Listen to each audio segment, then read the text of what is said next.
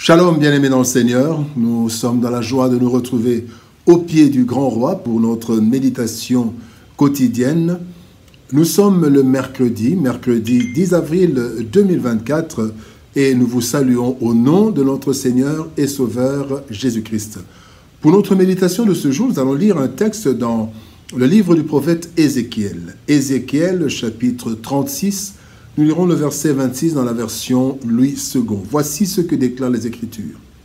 « Je vous donnerai un cœur nouveau et je mettrai en vous un esprit nouveau. J'ôterai de votre corps le cœur de pierre et je vous donnerai un cœur de chair. » Cœur et esprit nouveau. Cœur et esprit nouveau, tel est le thème de notre méditation de ce mercredi 10 avril 2024. Bien-aimés dans le Seigneur, la corruption de l'être humain a été totale à cause du péché d'Éden. L'homme a été affecté au niveau du corps par la dégradation physique qui le conduit à la mort. Il a été affecté au niveau du cœur qui a été rendu tortueux et méchant, et aussi au niveau de son esprit qui a été déconnecté de Dieu. Et donc, l'homme est mort, comme Dieu avait averti Adam et Ève. Le texte de ce jour nous montre la solution de Dieu pour l'homme qui est incapable de se sauver lui-même. Dieu a prévu une restauration totale de l'être humain. Avant la résurrection du corps corrompu, encore glorieux, Dieu a décidé de donner un nouveau cœur et un esprit nouveau à l'être humain qui accepte de le suivre. Voyons en quoi cela consiste et quelles en sont les conséquences. Première leçon, parlons du cœur nouveau. Un cœur nouveau. Dans 2 Corinthiens chapitre 5, verset 17, la Bible dit « Si quelqu'un est en Christ, il est une nouvelle créature. Les choses anciennes sont passées, voici, toutes choses sont devenues nouvelles. » La Bible nous enseigne, bien-aimés, que c'est de notre cœur, donc de l'âme, que viennent les sources de la vie. En effet, Christ nous apprend que tout ce que nous faisons, de bon ou de mauvais, vient du cœur, selon Luc chapitre 6, verset 45, qui dit « L'homme bon tire de bonnes choses du bon trésor de son cœur, et le méchant tire de mauvaises choses de son mauvais trésor. » Dans le cœur de l'homme, il y a deux trésors. Un bon trésor qui est composé de tous les aspects positifs, les apports positifs de l'éducation, du bon environnement, des expériences heureuses, etc.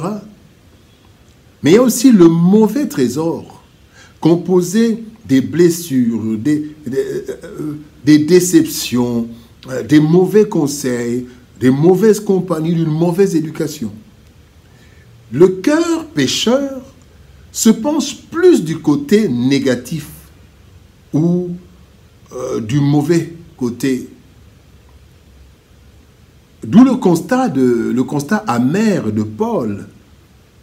Dans Romains chapitre 7, verset 19, l'apôtre Paul dit « Car je ne fais pas le bien que je veux, et je fais le mal que je ne veux pas. »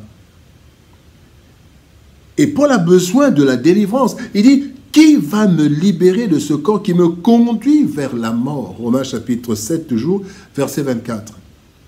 Christ, par son sacrifice, purifie notre cœur en le renouvelant et en le transformant de cœur de pierre en cœur de chair.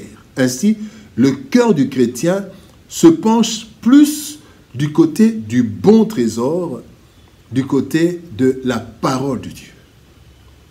Voilà le nouveau cœur que nous obtenons, c'est à partir de l'œuvre du Christ. Deuxième leçon, parlons d'un esprit nouveau. Un esprit nouveau.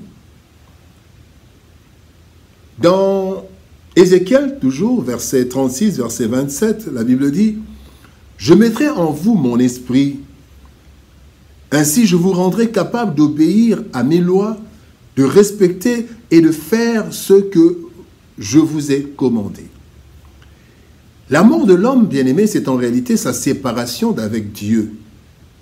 Chassé de la présence de Dieu, l'homme a été privé de sa gloire.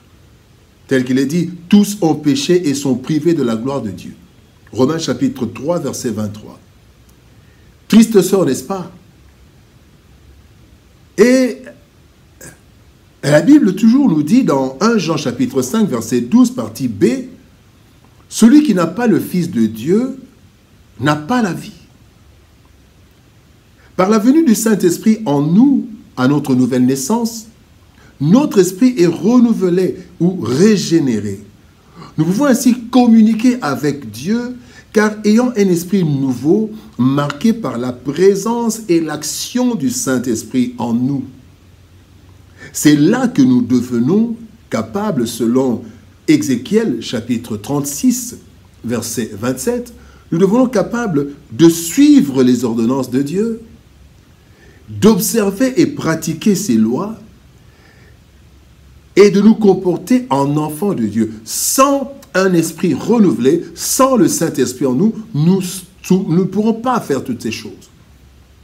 Voilà pourquoi notre troisième leçon, c'est nouvelle vie, nouvelle destinée. Matthieu chapitre 7, verset 21, la Bible dit, « Ceux qui me suivent, ceux qui me disent, Seigneur, Seigneur, n'entreront pas tous dans le royaume des cieux, mais celui-là seul qui fait la volonté de mon Père qui est dans les cieux. » Bien-aimés, ce renouvellement de l'être, donc du cœur et de l'esprit, ce renouvellement produit par notre élection et notre réponse positive à l'appel de Dieu, eh bien ce renouvellement nous ouvre une nouvelle destinée. Une destinée glorieuse, accordée et sécurisée par Dieu lui-même. En effet, dans Ézéchiel toujours 36, versets 28 à 30, le Seigneur promet d'abord, nous faire habiter le pays promis, le paradis. Et déjà ici, la présence de Dieu. De faire de nous son peuple et de lui notre Dieu. 3, nous délivrer de toutes nos actions impures et enfin, de nous faire prospérer. Quelle destinée glorieuse! Parce que nous avons un nouveau cœur, nous avons un nouvel esprit et ainsi, nous avons une nouvelle destinée. Cœur et esprit nouveau. Bien-aimés dans le Seigneur, la corruption totale de l'être humain a nécessité un renouvellement de l'homme avant son rétablissement et son entrée dans le royaume préparé pour lui. En fait, Dieu dans sa présence, dans sa préscience plutôt, Dieu dans sa préscience a réservé un sort glorieux à l'homme, sa créature supérieure, son image, sa ressemblance. Ainsi, Dieu a décidé d'accorder à tous ceux qui viendront à lui un cœur nouveau, un esprit nouveau, qui leur permettra de bénéficier d'un nouveau corps et glorieux, exempt de toute corruption, parce que Dieu renouvelle les siens. Un nouveau cœur et un nouvel esprit. Prions.